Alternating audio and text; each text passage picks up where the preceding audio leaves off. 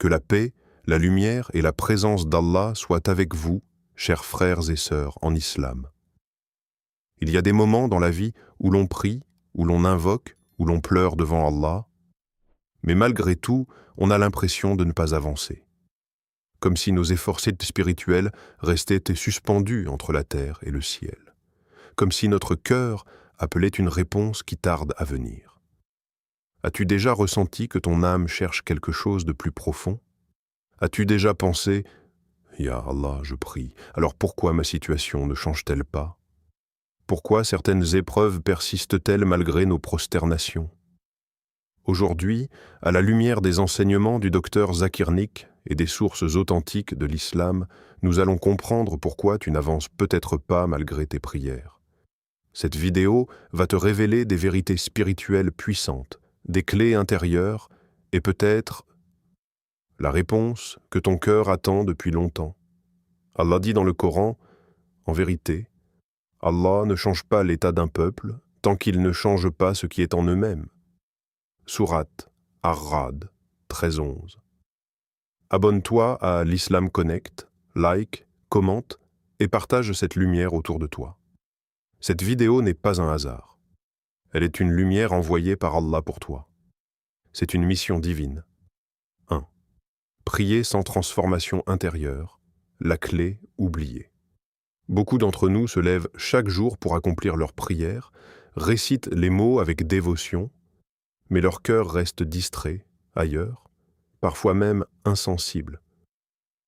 La prière en islam n'est pas simplement un enchaînement de mouvements, ni un rituel automatique que l'on accomplit par habitude. Elle est avant tout un acte de connexion profonde avec Allah, un éveil de l'âme, un dialogue sincère entre le serviteur et son créateur. Le docteur Zakir Naik le rappelle souvent. L'islam n'est pas une simple ritualité, mais une soumission consciente, une attention totale portée à chaque mot, chaque prosternation, chaque invocation. Si nos prières ne sont que mécaniques, si elles n'affectent pas notre cœur et nos actions, alors il devient compréhensible que nous n'avancions pas dans nos vies malgré tous nos efforts. Imagine un arbre qui reçoit de l'eau chaque jour, mais dont les racines restent coincées dans une terre stérile. La pluie tombe sur ses feuilles, les gouttes ruissellent, mais aucune croissance réelle ne se produit. De la même manière, prier sans transformation intérieure est comme arroser un sol dur, les bénédictions descendent, mais elles ne s'enracinent pas profondément dans ton âme. Allah t'accorde le privilège de la prière pour te purifier, te guider et t'élever. Mais si ton cœur reste couvert de voiles invisibles, orgueil, rancune, jalousie, attachement excessif aux choses de ce monde, cette lumière divine n'a pas la place de pénétrer pleinement. La véritable prière commence dans le cœur. Elle y germe et s'y développe avant de se manifester à l'extérieur. Chaque mot récité, chaque prosternation accomplie doit être une occasion de reconnaître ses faiblesses, de corriger ses intentions, de purifier son âme. Si tu continues à prier sans examiner tes pensées, tes choix et tes habitudes, tu risques de rester prisonnier d'un cycle où l'acte rituel existe, mais où la transformation intérieure est absente. Et c'est précisément cette absence de transformation qui peut bloquer ton avancée spirituelle et matérielle. Le prophète, que la paix et le salut d'Allah soient à moi sur lui, a enseigné que la prière éloigne de l'obscénité et du mal. Sahih Muslim. Mais cela implique une conscience active. La prière n'est pas un simple mot, elle est un outil de changement, une lumière qui doit dissiper les ténèbres de l'âme. Si elle ne transforme pas tes réactions, ton caractère ou ton comportement au quotidien, alors son pouvoir reste limité. Allah attend de toi que cette lumière intérieure devienne visible dans tes actions, tes paroles, et même dans ton regard. Chaque prière devrait laisser une empreinte dans ton cœur, une petite victoire contre ton ego, contre tes mauvaises habitudes. Il arrive parfois que nous soyons frustrés par nos prières, croyant qu'elles ne produisent aucun résultat. Mais peut-être que le vrai résultat n'est pas encore visible dans ton environnement extérieur. Peut-être qu'Allah travaille à transformer ton intérieur, à remodeler ton âme avec douceur et patience. La prière a un effet subtil mais profond. Elle prépare ton cœur à recevoir les bénédictions, à comprendre les épreuves et à rester ferme, même lorsque la vie semble immobile. Si tu veux réellement avancer, il est temps de réévaluer ton engagement spirituel. Pose-toi cette question sincèrement. Ma prière me transforme-t-elle, ou est-ce simplement une routine quotidienne? Si elle ne te transforme pas, commence par de petits changements. Concentre-toi sur la signification des mots que tu prononces, ressens la présence d'Allah dans chaque prosternation et laisse ton cœur s'ouvrir à la guidance divine. La prière doit devenir un moteur de transformation et non seulement un moment de confort temporaire. En fin de compte, la clé oubliée est simple mais puissante. La prière doit toucher ton cœur pour toucher ta vie. Si ton âme reste inchangée, le monde extérieur restera également inchangé. Mais lorsque tu commences à te transformer de l'intérieur, chaque prière devient une étincelle qui illumine ton chemin, te rapproche d'Allah et prépare ton âme à recevoir les bénédictions qu'il a prévues pour toi. 2. Les péchés cachés qui bloquent la bénédiction. Il arrive que nous invoquions Allah avec ferveur, que nous demandions des bénédictions, de l'ouverture des portes, de la réussite dans nos vies, et pourtant, nous restons dans la stagnation. Pourquoi? Parfois, le problème ne réside pas dans nos prières, mais dans ce que nous portons en silence dans notre cœur. Nous demandons la lumière, alors que certaines zones de notre âme restent dans l'ombre. Le prophète, que la paix et le salut d'Allah soient sur lui, a dit « L'homme peut être privé de subsistance à cause d'un péché qu'il commet. » Cette parole, simple mais profonde, nous rappelle que certaines fautes, même cachées, peuvent agir comme des obstacles invisibles sur notre chemin. Ces péchés ne sont pas toujours visibles aux yeux des autres. Ils ne se mesurent pas par des actes extérieurs. Il y a des péchés du cœur, subtils mais puissants. La jalousie envers un frère ou une sœur, l'arrogance qui s'infiltre doucement dans nos décisions, la hypocrisie dans nos paroles ou nos actes, ou encore la mauvaise intention que nous cachons derrière de belles apparences. Ces péchés, bien que souvent ignorés, sont comme des pierres sur le chemin de la bénédiction. Tant que nous les portons, ils retiennent la faveur d'Allah, ralentissent notre progression et ferment des portes que nous croyions ouvertes. Imagine une rivière majestueuse de bénédictions descendant du ciel vers toi. Les eaux sont claires, fertiles, pleines de vie et de lumière. Mais au milieu de cette rivière, un barrage invisible bloque le flux. Ce barrage n'est pas fait d'éléments extérieurs. Il est construit par tes propres péchés et par les habitudes que tu refuses de corriger.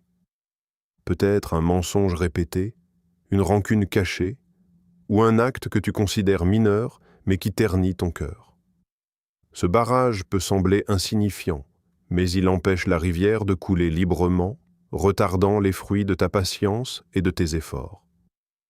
Parfois, nous interprétons cette stagnation comme une injustice ou un retard dans le plan divin. Mais si nous regardons avec les yeux du cœur, nous verrons que c'est en réalité une miséricorde déguisée. Allah sait que ton âme n'est pas prête à recevoir certaines bénédictions si elle est encore encombrée par des poids invisibles. Comme un orfèvre qui purifie l'or avant de le transformer en bijoux, Allah purifie ton cœur avant de t'élever dans la lumière et la guidance. Chaque obstacle intérieur que tu rencontres est en fait une occasion de te rapprocher de lui, de reconnaître tes faiblesses et de chercher le repentir sincère. Le repentir n'est pas seulement une parole, il est un acte profond de reconnaissance et de transformation. Il ne suffit pas de dire « Astaghfirullah » automatiquement. Il faut sentir la gravité du péché, comprendre son impact sur ton âme et décider de l'abandonner pour toujours. Lorsque tu purifies ton cœur, que tu enlèves ces pierres invisibles du chemin, la rivière de bénédiction reprend son cours. Les portes que tu croyais fermées s'ouvrent progressivement, les difficultés se dissipent et la guidance divine commence à circuler librement dans ta vie. La beauté de ce processus est que tout cela se fait avec douceur et patience. Allah ne précipite pas ton purification. Il te donne le temps de reconnaître tes péchés, de t'y confronter et de les abandonner volontairement. La stagnation, loin d'être un signe de rejet, est un appel à la réflexion intérieure, à l'introspection sincère et à la croissance spirituelle. Chaque instant de patience, chaque effort pour purifier ton âme est une victoire invisible qui prépare ton cœur à recevoir davantage de lumière et de guidance. Ainsi, si tu sens que tes prières ne produisent pas encore les effets souhaités, cherche d'abord dans ton cœur. Identifie les péchés cachés qui retiennent les bénédictions, reconnais-les devant Allah et engage-toi à les abandonner avec sincérité. Fais de ton repentir une rivière de purification qui permettra à la bénédiction de couler librement dans ta vie, transformant lentement mais sûrement ton âme et ton environnement. 3. L'épreuve n'est pas un retard, c'est une préparation. Il est naturel, parfois, de regarder autour de soi et de se demander « Pourquoi rien ne change ? Pourquoi malgré mes prières et mes efforts, je reste au même endroit ?»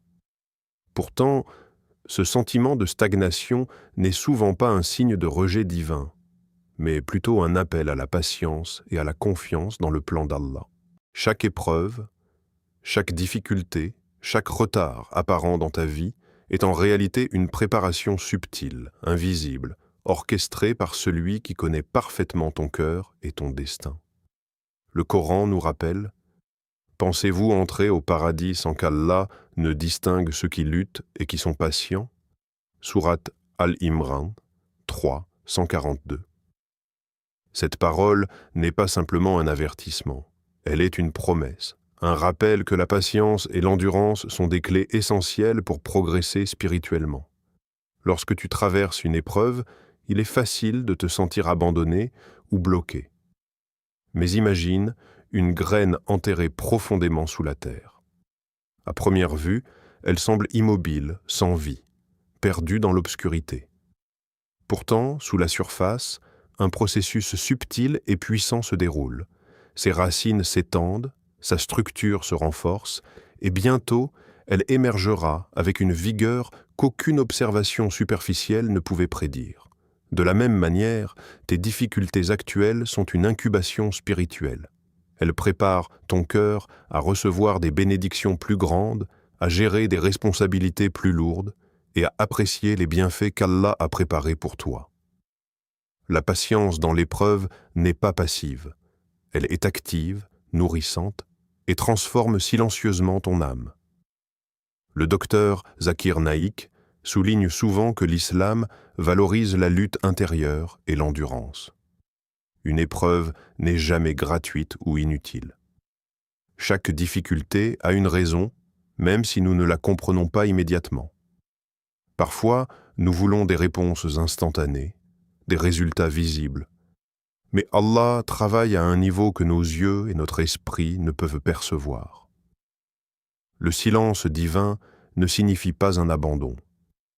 Il signifie souvent qu'une élévation intérieure est en cours, qu'une purification de l'âme est en train de se faire et que des bénédictions plus grandes sont en préparation. Les épreuves servent également à renforcer notre confiance en Allah et notre dépendance à lui. Lorsque tout semble calme, nous pouvons nous appuyer sur nos propres forces et nos propres plans. Mais lorsque la vie nous met à l'épreuve, nous comprenons que seule la guidance d'Allah peut réellement soutenir notre cœur et notre esprit. C'est dans ce processus de patience, d'acceptation et de persévérance que la foi se renforce. Chaque instant de difficulté devient alors un pont vers la lumière, une opportunité d'élever notre niveau spirituel et de se rapprocher sincèrement de notre Créateur. Ne laisse pas ton esprit se décourager face aux retards apparents. Ce que tu perçois comme un retard est souvent un timing divin parfait. Allah sait quand te donner, comment te donner, et pourquoi il est nécessaire de différer certaines bénédictions.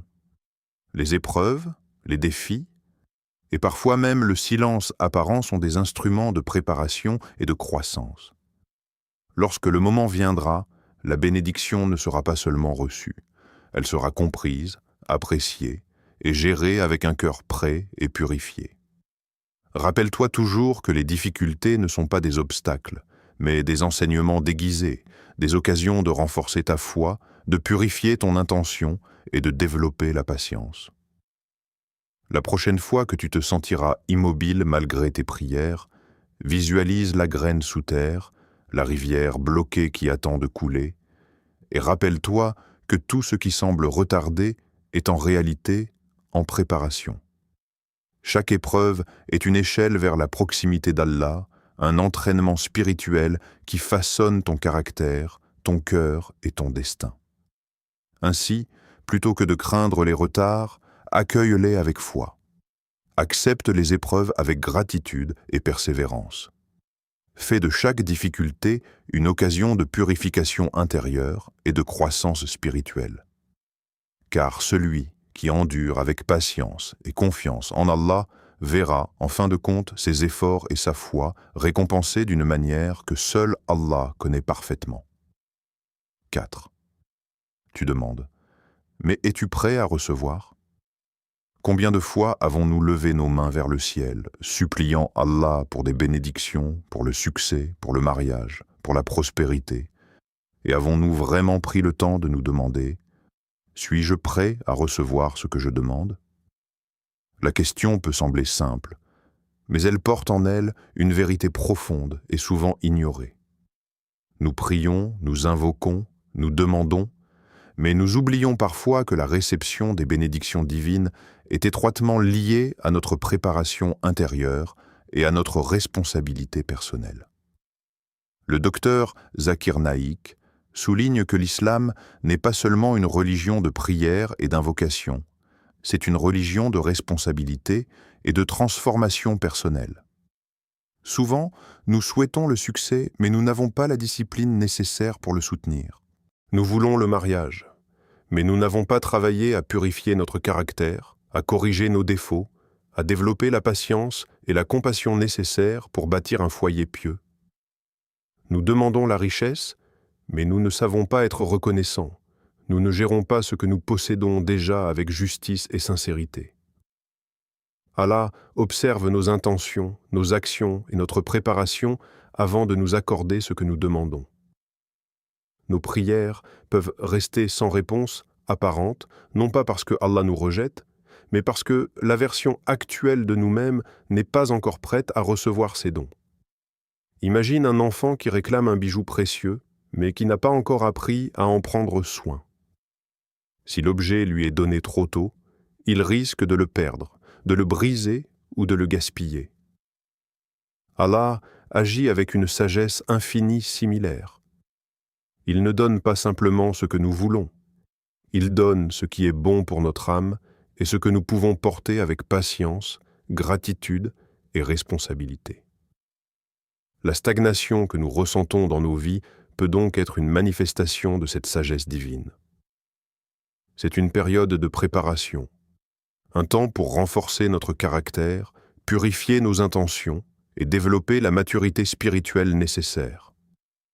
Être prêt à recevoir signifie aussi réconcilier nos désirs avec la volonté d'Allah. Parfois, ce que nous demandons n'est pas ce dont notre âme a réellement besoin. Nous pouvons penser qu'un emploi prestigieux, une richesse matérielle ou une relation particulière nous comblera. Mais Allah, dans sa miséricorde infinie, sait ce qui est réellement bénéfique pour nous à long terme. La prière et l'invocation sont des moyens par lesquels nous exprimons notre désir, mais la sagesse divine veille à ce que nous recevions ce qui élève notre âme et nous rapproche de lui, pas seulement ce que nous pensons vouloir. La préparation à recevoir implique également l'action concrète et la discipline. Il ne suffit pas de demander passivement, il faut se lever, travailler, se corriger et s'améliorer. La prière est un acte de foi, mais elle doit être accompagnée de l'effort, de la persévérance et de la responsabilité. Allah répond aux invocations, mais il répond avec sagesse et discernement. Chaque retard apparent, Chaque épreuve ou obstacle rencontré est en réalité une étape de formation, une occasion de renforcer notre patience, notre confiance et notre discipline. Ainsi, si tu as l'impression de ne pas avancer malgré tes prières et tes efforts, prends un moment pour réfléchir. Suis-je vraiment prêt à recevoir ce que je demande? Ai-je purifié mon cœur, mes intentions et mon caractère pour recevoir la bénédiction sans la perdre? Peut-être que la réponse à tes prières n'est pas encore visible, non pas parce que Allah t'ignore, mais parce qu'il façonne ton âme, te prépare intérieurement et te rend capable de recevoir ce don avec gratitude, sagesse et stabilité. En fin de compte, la vraie question n'est pas seulement « quand vais-je recevoir ?», mais « suis-je la personne que je dois devenir pour accueillir les bénédictions qu'Allah m'a destinées ?» Chaque jour de patience, chaque effort de purification et chaque acte de discipline te rapproche de cette version préparée de toi-même. Et lorsque le moment viendra, la bénédiction ne sera pas simplement donnée. Elle sera reçue avec un cœur prêt, un esprit mature et une âme transformée. 5. La patience active. Le secret des avancées invisibles. Dans notre monde moderne, nous sommes souvent habitués à la rapidité, aux résultats immédiats et aux solutions instantanées. Pourtant, en islam, la patience n'est pas simplement un état passif d'attente. Elle n'est pas un bras croisé devant les difficultés, ni un simple espoir que les choses se résolvent d'elles-mêmes. La patience, en islam, est active, consciente, et profondément ancrée dans l'action, la prière et la confiance en Allah. Elle demande de continuer à avancer même lorsque les résultats semblent absents, même lorsque la stagnation semble dominer notre vie. Le prophète, que la paix et le salut d'Allah soient sur lui, a dit « La victoire vient avec la patience ». Ces mots ne signifient pas seulement que les difficultés finissent par disparaître avec le temps. Ils indiquent que chaque seconde d'endurance est une pierre posée sur le chemin de la réussite. Une construction invisible qui façonne ton âme, ton caractère et ton destin. La patience active, c'est continuer à prier sincèrement, à corriger tes erreurs, à espérer et à agir avec détermination, même quand le monde autour de toi semble immobile. Elle est comme un édifice construit pierre après pierre, invisiblement mais solidement, jusqu'à ce que le moment arrive pour que la lumière divine illumine ton chemin. Peut-être que tu avances sans le voir. Peut-être que ta progression n'est pas extérieurement visible, mais profondément intérieure. Chaque moment où tu choisis de persévérer, chaque seconde où tu refuses de céder au découragement, chaque prière accomplie avec sincérité transforme ton cœur. Ce processus est subtil, mais immensément puissant. Ton âme se fortifie, ton caractère se purifie, et ton lien avec Allah se renforce. Cette avancée intérieure, bien que cachée aux yeux des autres, est la plus précieuse de toutes. Car la véritable réussite n'est pas simplement mesurée par des gains matériels, des succès visibles ou des résultats immédiats.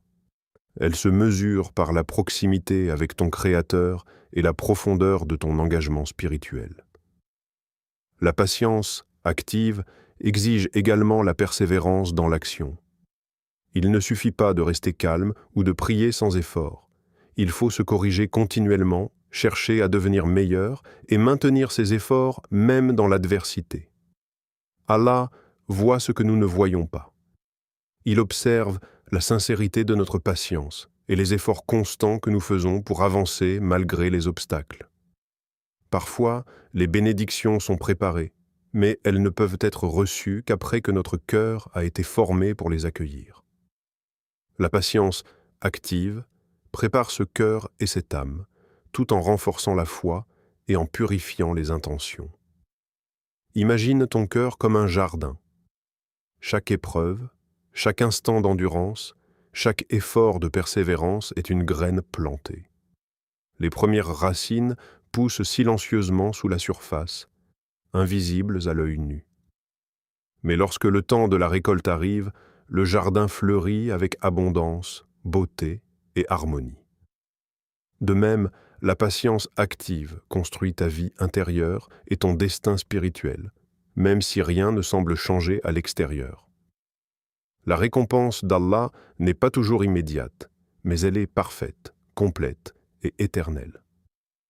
Enfin, la patience active te permet de développer un détachement sain du monde.